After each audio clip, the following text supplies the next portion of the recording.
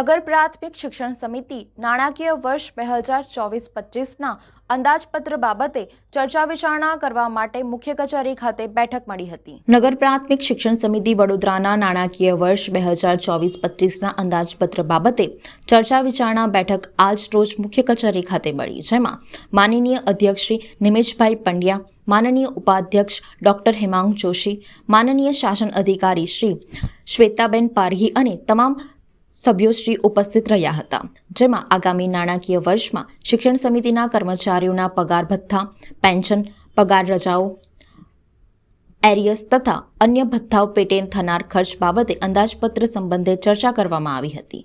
ગત વર્ષ જિલ્લા ફેરબદલી કેમ્પથી 235 શિક્ષકો આવેલ છે, તે તમામના પગાર ખર્ચ સંદર્ભે પણ આ બેઠકમાં વિગતે ચર્ચા કરવામાં આવી।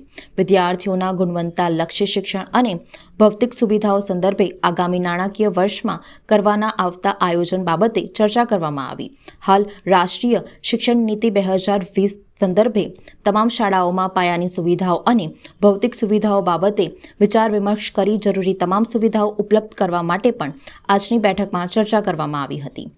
હાલ નગર પ્રાથમિક શિક્ષણ સમિતિ વડોદરામાં બાલવાડી, બાલવાટિકા અને ધોરણ 1 થી 8માં 45,000થી વધુ વિદ્યાર્થીઓ અભ્યાસ કરી રહ્યા છે। આ તમામ વિદ્યાર્થીઓ માટે આ અંદાજપત્રમાં વિશેષ સુવિધાઓ મળી રહે તેવું આયોજન કરવામાં આવશે।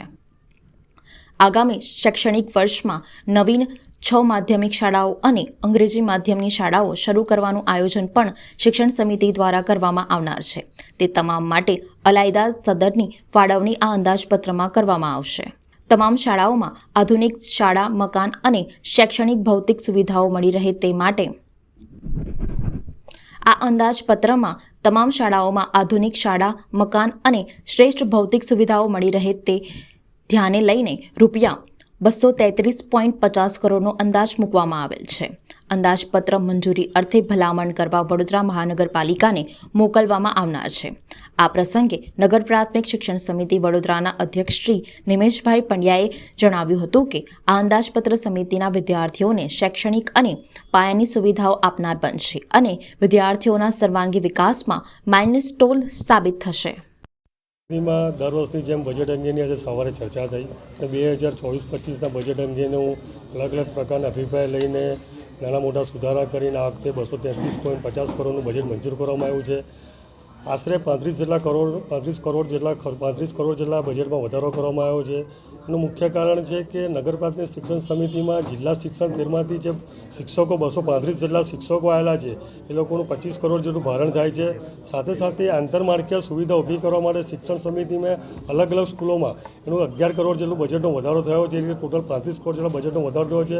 બાળકોમાં શિક્ષણની સાથે સાથે પણ અલગ અલગ પ્રવૃત્તિમાં ભાગ લેવા માટે ગ્રાઉન્ડ હોય, અલગ અલગ પ્રકારની પ્રવૃત્તિ હોય, આંતરમાળખાકીય સુવિધા હોય, સિવિલ કન્સ્ટ્રક્શન હોય, ઇલેક્ટ્રિફિકેશન હોય કે પ્લમ્બિંગ કામ હોય, અલગ અલગ પ્રકારની સુવિધા ઊભી કરીને બાળકોનો સર્વાંગી વિકાસ તેના માટેનો પ્રયત્ન કર્યો છે।